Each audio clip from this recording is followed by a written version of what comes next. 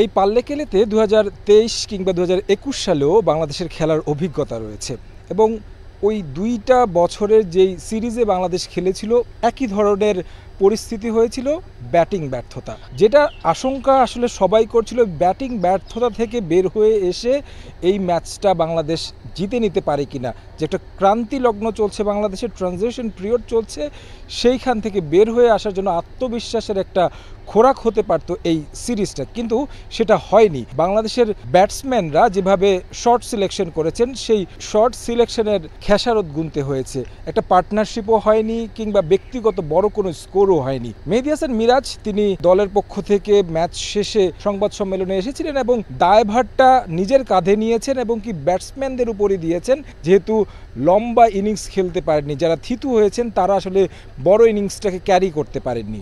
50 over খেলতে পারিনি, হ্যাঁ, এটা একটা অবশ্যই আমাদের টিমের জন্য একটা কনসার্ন, এবং আমি মনে করি যে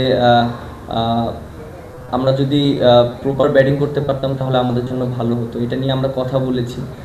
যেহেতু আমাদের মিডল যে ব্যাটসম্যানগুলো আছে তাদের রেসপন্সিবিলিটিও অনেক বেশি, তারা এই জিনিসগুলো খেলতে পারেনি। আমি নিজেও অনেক বল খেলতে পারিনি, তাহলে আরও জিনিসটা বেটার হতো।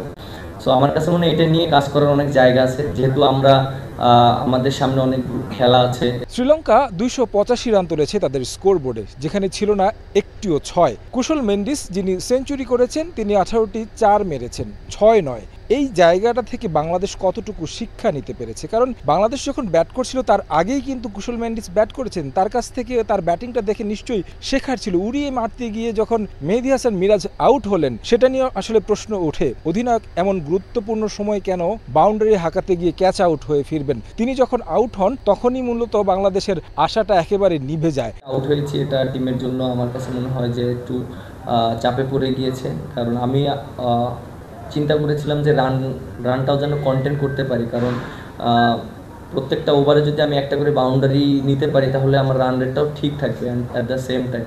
সো আমি তৌহিদ হৃদয়কে প্রেশারটা দিতে চাইনি, আমি চিন্তা করেছি যে আমি রানটা যেন কন্টেন্ট করতে পারি। সো ওইভাবে মাঝে মাঝে ক্যালকুলেটিভ রিস্কগুলো নিতে হয়, বাট আমি হয়তো প্রপার এক্সিকিউট করতে পারিনি ওইটা। প্রতিটি সিরিজ বাংলাদেশের জন্য বলা যায় যে শিক্ষা সফর। মেহেদী হাসান মিরাজ এখান থেকে শিক্ষা নিতে চান এবং কি পরবর্তী যেই সিরিজ থাকবে কিংবা দলটাকে আরও কিভাবে গুছিয়ে নেওয়া যায় সেই কাজটায় বেশি মনোযোগ দিতে চান টাইগার অধিনায়ক। পাল্লেকেলেতে বাংলাদেশের সিরিজ জয়ের যেই সম্ভাবনাটা তৈরি হয়েছিল তা হয়তো খুব সহসা আসবে না বাংলাদেশের জন্য লঙ্কানদের মাটিতে। তবে এখানে যে ভুলগুলো হয়েছে সেই ভুলগুলো নিয়ে কাজ করে টিম ম্যানেজমেন্ট যদি এগিয়ে যায়, নিশ্চয়ই ভবিষ্যতে একটা ভালো দল হিসেবে বাংলাদেশ গড়ে উঠবে, সেটাই প্রত্যাশা।